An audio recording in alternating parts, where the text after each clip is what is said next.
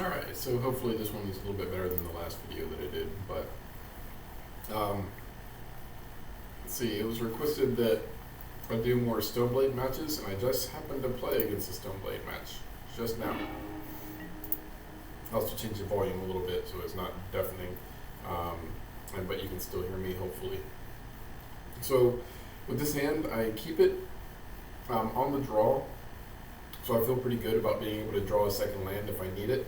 I have an Arkham's Astrolabe, so that's another draw on top of that. And then even if my opponent Inquisitions or Thought Seizes me, I have Relic of Progenitus and Eternal Scourge, which is generally pretty good against any Thought Seize decks. I do also have Bone Crusher Giant, so if I hit 2 mana, then that should help take care of any early threats that I gotta worry about. So yeah, I keep it. Opponent is on the Thought Seize deck. And they take my Arkham's Astrolabe, which I think is correct. I didn't draw a land here, but it's fine. I know about a Relic, so I'll go ahead and play a Relic and start eating at their graveyard. And so this is where I realize it's Esper Stoneblade. And I do draw my second land, which is perfect because I can kill their dude with Bone Crusher. And then exile a card. I probably should have exiled a card first in case they were playing Snapcasters, but the fact that they didn't exile Stoneforge tells me that they're probably not playing Snapcasters anyways. So I go for the Eternal Scourge first because this looks to be some sort of Stoneblade control deck. So I figure this way, or normally against control decks, Eternal Scourge is really, really good. And if they counter it, I can just exile it at the end of their turn and get it back and keep mana open. Or, no, I won't have mana open, but... Opponent plays Jace, minuses to bounce my dude back into exile. So now, instead of playing the Scourge, I play the Bone Crusher Giant.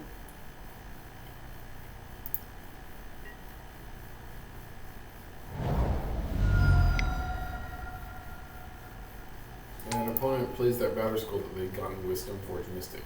So I do have to worry about this now.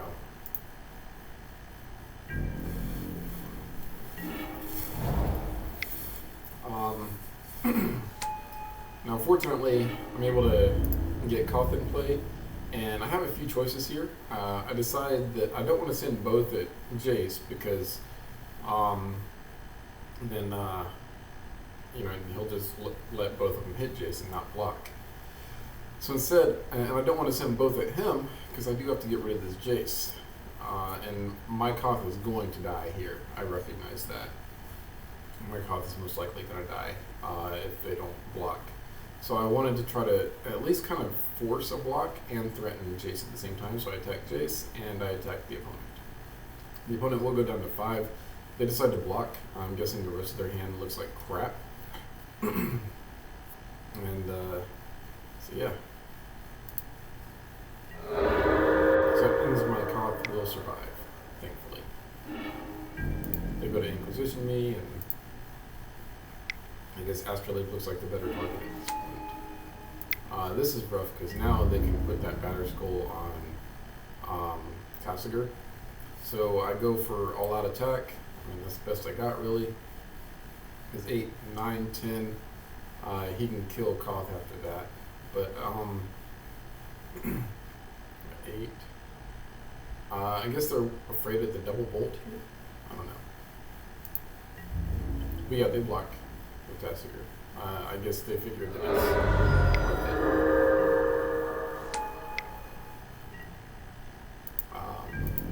Yeah. So that buys me time. Go ahead and ult. Swing in case they try to do any flashing in blocks. They go for a path, which is great because I could use another mountain now that I've lost 2 of them.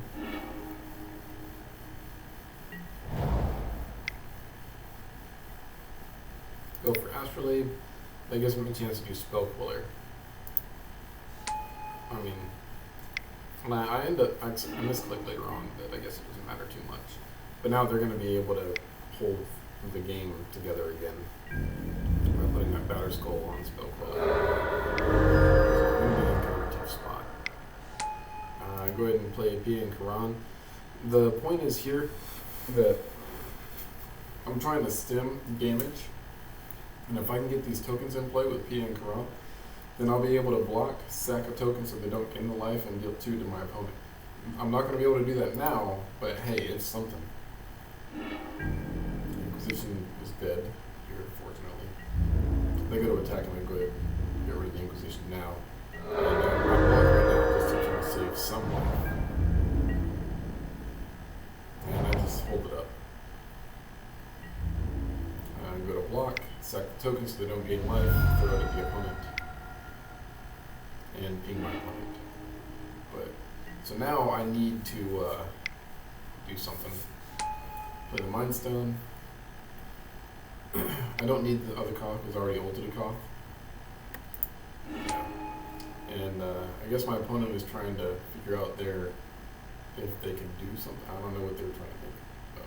I guess they were afraid that if they played Spell Queller, that I'd ping their Queller on my turn, get my dude anyways. I mean, they would get 8 damage in it, but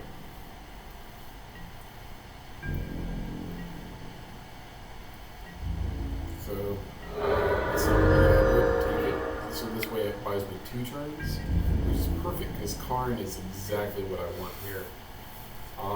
I know my opponent has something, so I didn't want to play the Karn quite yet. And I decided to go ahead and do this first. And they go to push my other one. In response, I sack. Do another 2.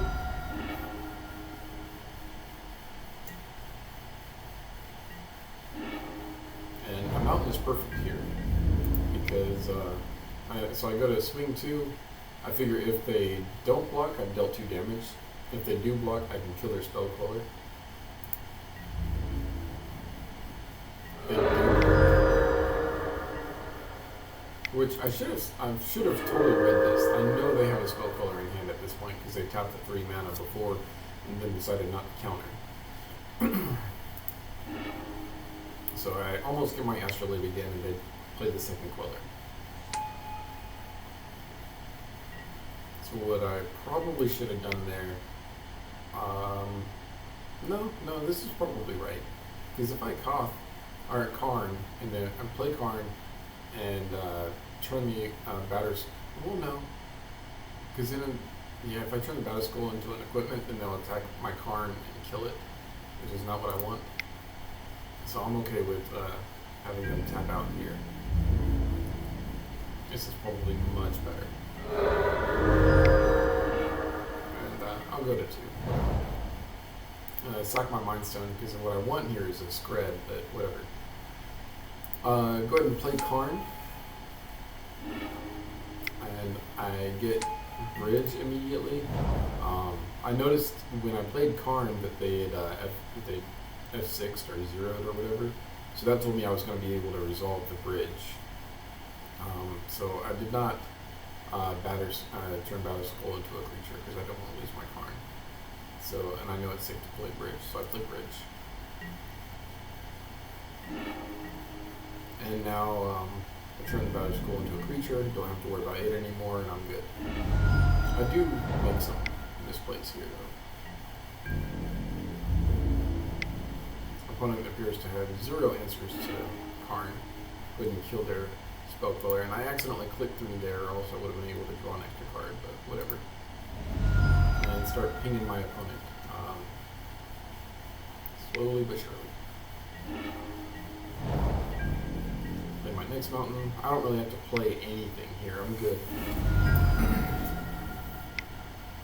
Opponent takes the Koth, even though Koth does not matter whatsoever here.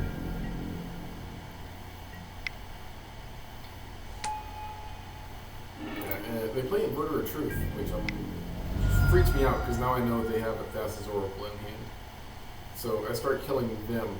I figure if they have 5 cards in the library, they're going to need some Blue Devotion to get up there, and I know a couple of the cards were Spell Quellers. Oh wow, that's neat. I don't get to see the other cards, whatever. But yeah. So I know that all I have to do is make sure that they don't get enough devotion to flip their library. And I've got a couple of turns. I do punt here. I don't think it was correct to turn Battle Skull into a creature. I mean, I don't know that it matters, but still, you know. So they go for the fastest Oracle win. So I kill the Queller, and then I kill the Oracle.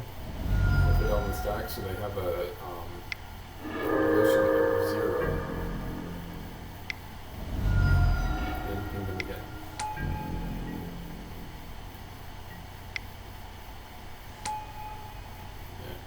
The Queller's not going to matter because it doesn't matter what they do.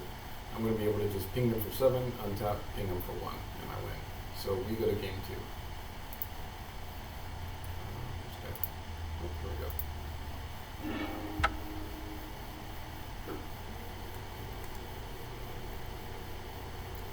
Alright. Game 2. I keep the hand. This looks super good. I can kill whatever they get with the Stoneforge, and then so my plan here is if they're probably going to play Stoneforge, that's what they want to do, or they're going to have discard. So if they have discard, they're probably going to get the Blood Moon. I didn't see a whole lot of basics in their deck, and all 3 of these cards are really good against them. So it kills their Thoughtseize or Inquisition plans, and then if they try to do a Stoneforge, I can kill whatever artifact they get. With the Braid going, and I know that, so I let them search for it, and then I play my second land. They do their 3rd turn, and I know they're going to keep mana open because they want to put an artifact into play with Stoneforge at the end of my turn. So I figure at the end of their 3rd turn, I'll go to kill Stoneforge. They put a whatever artifact into play. I don't care, whatever. And then I Blood Moon. And cut them off for the rest of the game. And then I untap Blood Moon. They hit me for 4 lifelink. I don't care. And then I'll take some damage, but eventually Karn and Chandra will get there. And I also I sided out my relics. I sided in my 1 Abrade and 3 Pillage. So I know I have plenty of artifact destruction as well. Leyline will not matter. I can just turn it into an artifact with liquid metal coating, and then kill it with either Pillage or Braid. Probably not a Braid because I'm going to use it before then. Or I can turn it into a creature with Karn and then burn it. Or ping it with my mountains. It doesn't matter.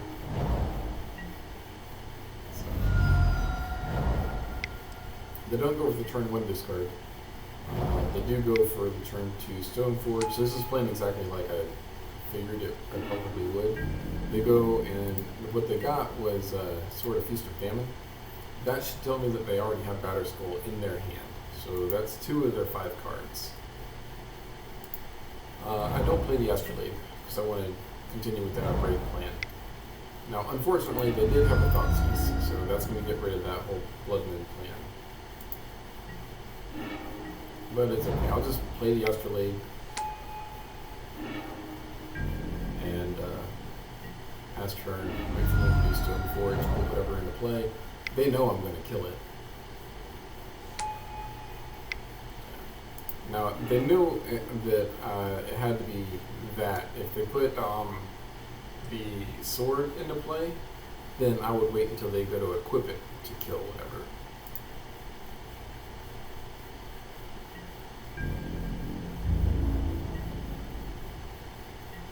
So I still know they have a Sword of Feast of Famine in deck.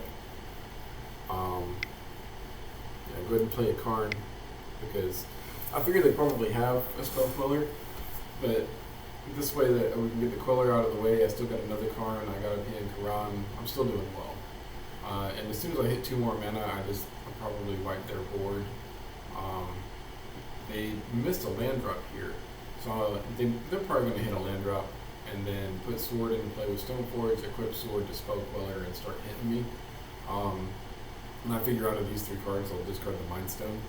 I'll just naturally hit 6 mana, hopefully soon, and play Pian Karan to start blocking so I don't have to discard cards.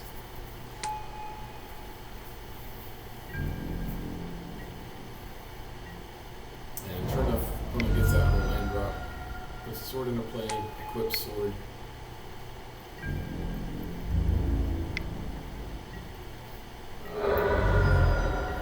And I'll discard the Lance turn. They go to Inquisition, have no targets.